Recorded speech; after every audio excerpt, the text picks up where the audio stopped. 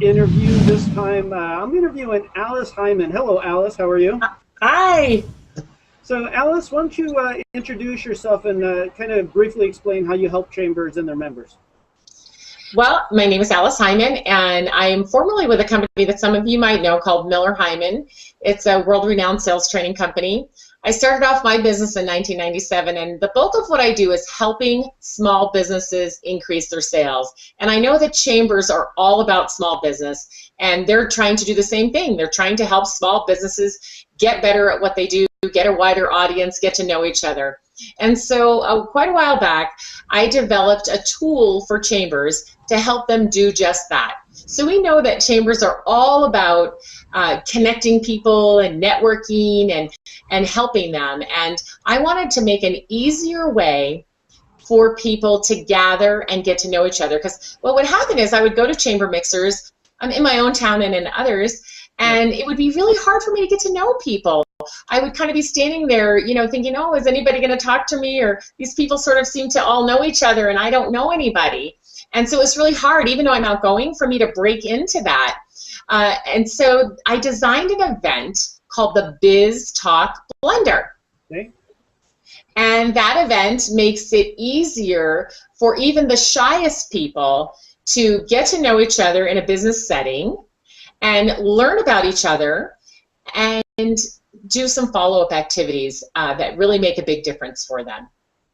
So why don't you do a quick run-through of how it works and then what role you play and how you help chambers? Right. So because I'm a public speaker and I'm very good at wrangling a crowd, which is something that's important when there's a lot of people gathered, sure. I usually am the speaker for the chamber, and I actually run the BizTalk Blender. But what's so great about it is I can teach them to do it themselves long after I'm gone. So there's really two phases to it. So typically I come into a chamber and I run the first BizTalk Blender. And how that works is, of course, I help the chamber set everything up, but there's a couple of components that are probably a little bit different than some of the events and that they already do. For example, we always publish the list of who's attending in advance. And so that means there's a registration process. And as you know, with many of the mixers and ribbon cuttings and things, it's not as important to know who's coming to the event. And, people just show up and hang out for however long they can. The BizTalk Blender is a little different. It's an hour and a half, and it starts and stops on time.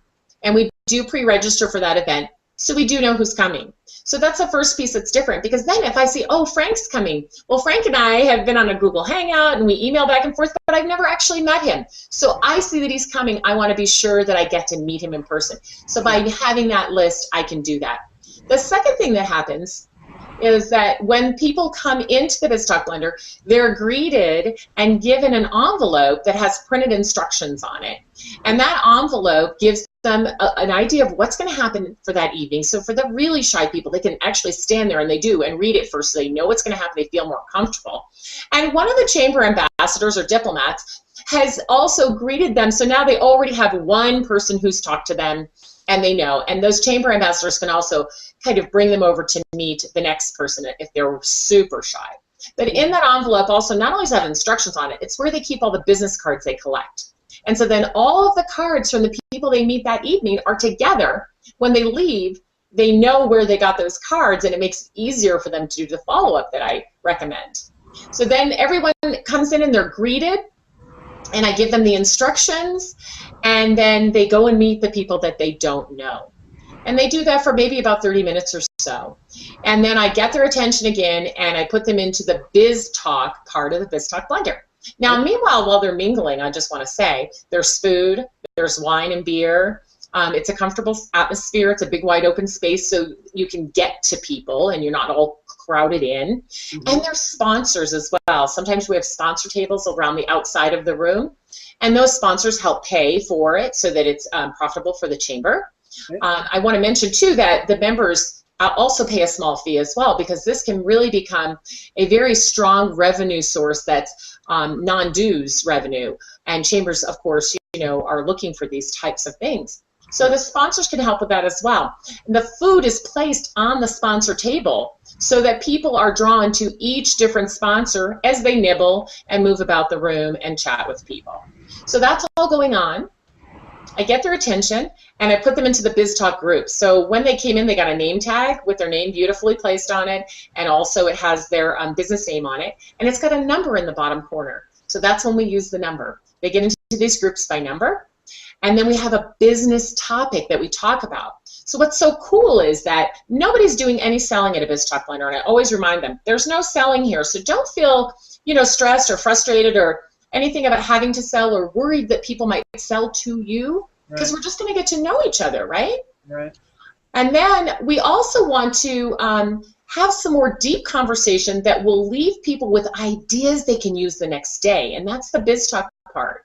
What's cool about that is when you're in these circles and you're talking about the business topic, which can be anything from how to find a mentor to how to hire a salesperson to your best share your best marketing ideas to how to utilize your own chamber better. I mean, any topic you can think of, Frank, really. It's a bit wide open, depending on the group that's there.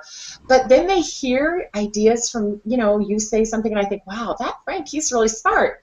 I like the idea he shared. I think I'll get together with him. We're very like-minded. So it gets you even more connected with these people that you just met, a deeper connection, because you've heard them talk and share something that, you know, is helpful to you. So then after those BizTalk circles are done, we have a little bit more time for mingling, but I thank the sponsors and I remind people of the follow-up activities, which is to try to meet with, you know, 3 or 4 of the people that they met that evening. Again, no selling. Just get to know them. Find out if there's something you can do for them, some way that you can help them. Share a resource. Make an introduction. You know, something like that. Get to lunch or coffee or whatever. Take a walk. Whatever works for you. And then, you know, they're welcome to stay a few more minutes and meet a few more people. So you really facilitate this for the chambers. So how do the chambers get in touch with you, and how does that process work? Well, so yes, I will come, like I am a keynote speaker, but my keynote is just active. Everybody's doing something. Right. And we get this set up, you know, right, I help them with all that. And they can contact me through my website, of course. It's aliceheiman.com. Okay. And I also have the URL biztalkblender.com. That's BIZTALK blender.com. Okay. So that is a way to get a hold of me, and there's a couple videos and things they can see more about the BizTalk Blender there. And they can also call me at 775-852-5020. Well, it sounds like a fascinating way to bring people into a networking atmosphere where they feel more comfortable and they know that there's no selling, so they don't feel guilty that they're not, you know, pushing their product, and they're not feeling guilty that they're, you know, always on defense. A lot of people don't know how to network. You know, they think they don't. Not giving. So they don't know what to say. They don't know what to do. And so this, I tell them exactly what to do. People are so relieved. It's funny. I get a lot of love notes right after I run a BizTalk Blender, because people say, this is the first time I've ever been at a networking event and I knew what to do. And I felt like part of the group instead of on the outskirts. Yeah. So if chamber, I would think if a chamber feels as if their networking events have lost kind of their buzz, or if they're not growing their membership, it may be because people just don't feel comfortable networking, and they need a little help, and that's what this can do. Absolutely. And I'll tell you this too, the chambers that do this with me, they get new members after every single event, because people come and they've had such a positive experience because the networking was more organized and structured. And I, of course, always help the chamber. I say, now, who here is a member? Who's not a member? Well, of course, if you're not a member, you'll want to do more of this. And they really do get new members from this event. All right. Well, it sounds great. And I really appreciate you, coming on for my interview. Well, thank you. It's been a pleasure. All righty. Bye-bye.